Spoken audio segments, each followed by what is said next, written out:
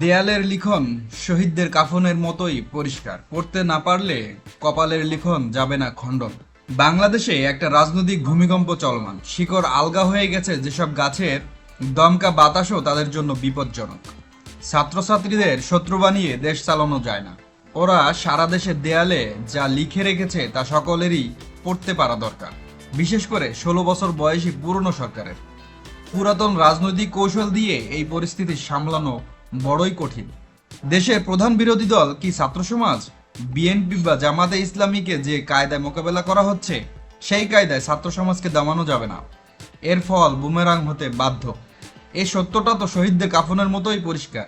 তারপরও 2013-14 সালের মতো ভাষা ও অস্ত্র দিয়ে বৈষম্য বিরোধী আন্দোলনকে মোকাবেলা করা হচ্ছে। ঘুষ নামক বস্তুটি কি তারা হারিয়ে ফেলেছেন? ক্ষমতার সঙ্গে সরল চিন্তার একটা বিরোধ আছে।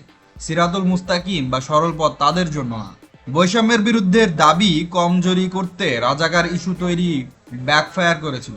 এখন লাশের অঙ্কের পরীক্ষায় জামাত নিষিদ্ধের ফরমান দিয়ে কি লাভ? এটা তিলকে করে তুলবে তালের সমান।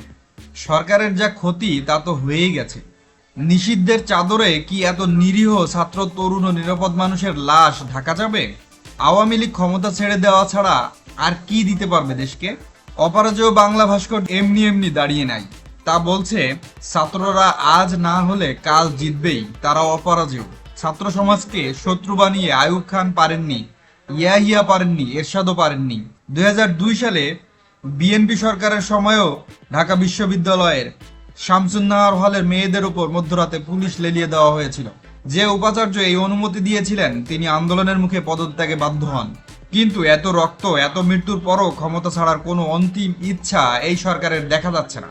জাতির কল্যাণ চিন্তার এই তো হাল। এই অঞ্চলের ছাত্র তরুণদের আন্দোলন প্রতিরোধে দুইবার পতাকা ও মানচিত্র বদলে গেছে।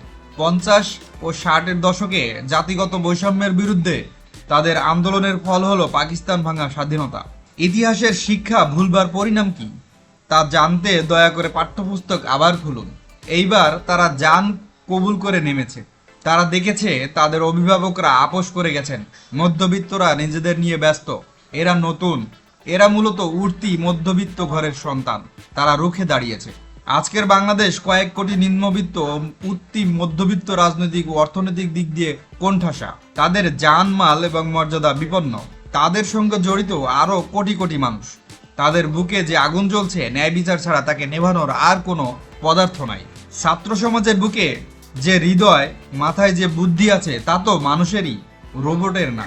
তারা কি এসবের জবাব চাইবে না? আর এই ন্যায্য প্রশ্ন তুলে শত শত শহীদ হলে দেশবাসী কি চোখে ঠুলি পরে পপকর্ন চিবাবে?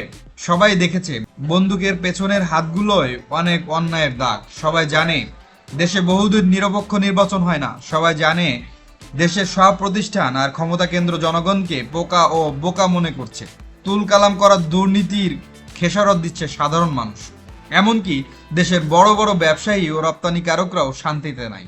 বহু অনাচার, দুর্নীতি, অপশাসনে যখন দেশের দম বন্ধ, তখনই ছাত্রছাত্রীরা সরকারের সঙ্গে দমের পরীক্ষায় নেমেছে। এ পর্যন্ত অন্তত 210টি লাশ পড়েছে। এসব লাশ নিষ্পাপের, মাসুমের, শিশু, কিশোর, তরুণের। তারপরও দমের পরীক্ষায় তারা জয়ী। আজ দেশের আইনজীবী, শিক্ষা সমাজ, অভিভাবক সমাজ সহ বিভিন্ন শ্রেণী পেশার মানুষ তাদের কাতারে সামিল। সবাই পথে নেমেছেন। দেশের নীতি ও যুক্তি সরে এসেছে ছাত্রছাত্রীদের কাছে। এই দেশটাকে আবার তারা আশাবাদী করে তুলেছে।